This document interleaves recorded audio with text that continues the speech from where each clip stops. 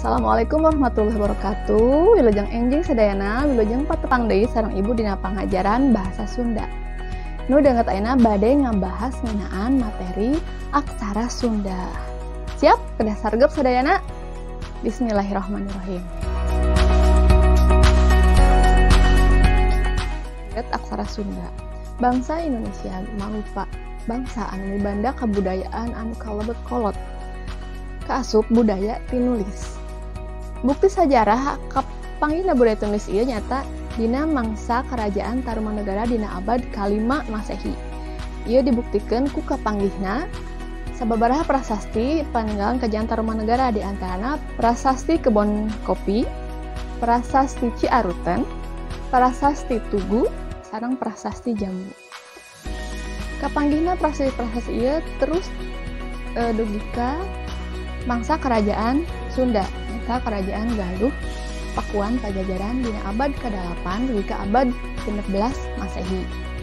Tah dina prasasti-prasasti nu kapanggih ieu teh mere gambaran kumaha wangun jeung bentuk aksara Sunda kuno. Kiwari aksara Sunda diwanguhkeun deui minangka aksara anyar nu disebut aksara Sunda baku. Dina bulan April 2008 aksara Sunda lebet kana standar Unicode. Kukituna, urang salaku urang Sunda utamana cicing di tatar Sunda kedah wanoh sareng kedah tiasa kumaha ngagunakeun aksara Sunda. Aksara Sunda kabagi jadi 4 wangun. Anu kahiji aksara suara, kadua aksara ngalageuna, anu katilu rarangken, anu kaopat angka. Anu ngajeun kahijinya. Kahijinya eta aksara suara. Aksara suara nyata aksara vokal dina aksara Sunda. Vokal nu bisa mandeg mandiri. Jumlahna aya 7. A, I, U, E, O, E, E. Lajeng kedua aksara ngalageuna. Aksara ngalageuna disebut dia aksara konsonan dina aksara Sunda. Jumlahna aya 23. 18 aksara tulen, 5 aksara serpan. Serpan hatina aksara nu lahir kabeh dieunakeun. Disebat aksara kaganga. Alatan aksara mimitina disebut nyata kaganga. Ka, ga, nga, ca, ja, nya, ta, da, na, pa, ba, ma, ya, ra, la, wa, sa, ha. 18 tulen.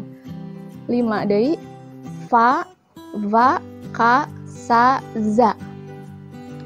Tah supados gampil urang nyanyikeun bae. Laguna ieu laguna regepkeun heula ke urang nyanyikeun sasarengan.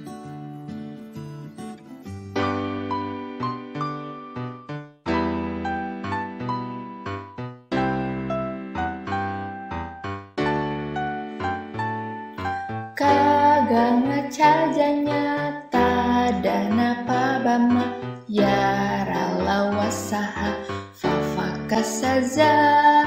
Kaganga cajanya tadana pabama yarala wasaha fafakasaza. Tah ayeuna hayu urang nyanyikeun sasarengan.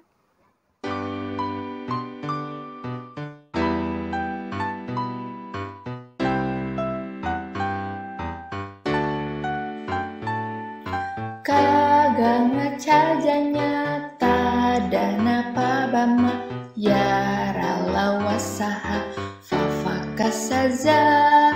Kaganga cajanya tadana pabama yarala wasaha fafakasaza. Anu katilu rarangken. Jumlah rarangken sadayana aya 13. Rarangken sebutna pananda sora atau vokalisasi. Kumaha pangharapanna, kumaha gunana urang tingali dina paparan salajengna. Rarangken oge kabagi jadi 3. Dumasar posisi cicingna, tempat cicingna. Aya anu di luhureun aksara, aya anu di handap aksara, aya anu sajajar aksara. Ayeuna urang diajar anu posisina di luhur aksara. Jumlahna aya 5. Anu kahiji panghulu. Panghulu gunana ngarobah sora A jadi sora I. Contoh hurufna ieu K. K ditambihan panghulu jadi Ki. Sebatkeun K jadi Ki. Anu kadua pamepet. Pamepet gunana ngarobah sora A jadi sora E. Ieu contoh K. Nganggo pamepet di luhur jadi ke. K, ke. Anu katilu paneuleung. Paneuleung guna ngarobah sora A jadi sora E. K nganggo paneuleung jadi ke. K, ke. Anu kaopat panglayar. Panglayar gunana nambahan sora R dina aksara. Ieu K tambih panglayar janten kar. K tambih panglayar janten kar. Anu kalima panyecek. Panyecek gunana nambahan eng dina aksara.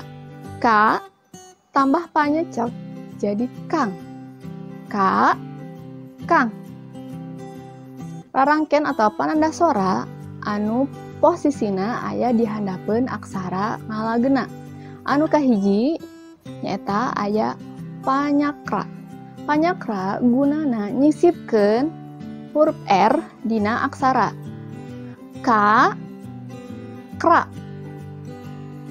K tambah panyakra, kra. Anu kadua panyuku. Panyuku gunana ngarobah sora A jadi U. K tambih panyuku ku. K, ku. Anu katilu panyiku. Panyiku gunana nyisipkeun huruf L di tengah-tengah aksara ngalageuna. K, kla. K, kla. Lajeng rarangken anu posisina atau tempat cicingna sajajar jeung aksara ngalageuna. Anu kahiji nyaeta paneleng. Paneleng gunana ngarobah sora A jadi sora E. E di dieu E teleng atau E anu aya curkan. Contoh K jadi ke.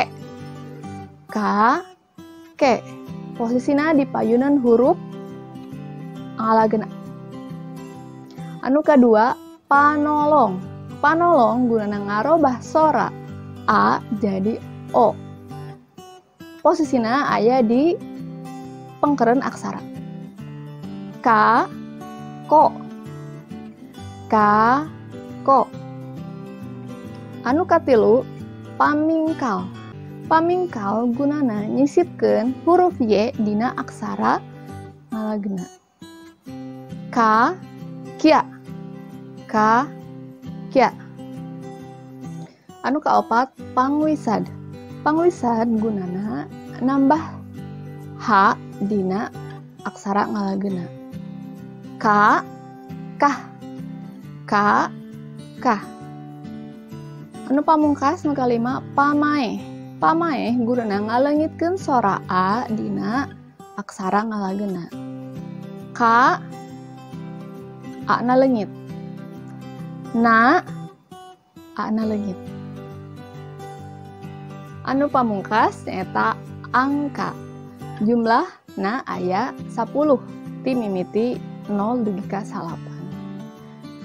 0, 1, 2, 3, 4, 5, 6, 7, 8, 9. Dina panulisan angka dina aksara Sunda aya aturanana kedah nganggo garis 2. Jadi terus diantara garis eta penulisan angka dina aksara Sunda.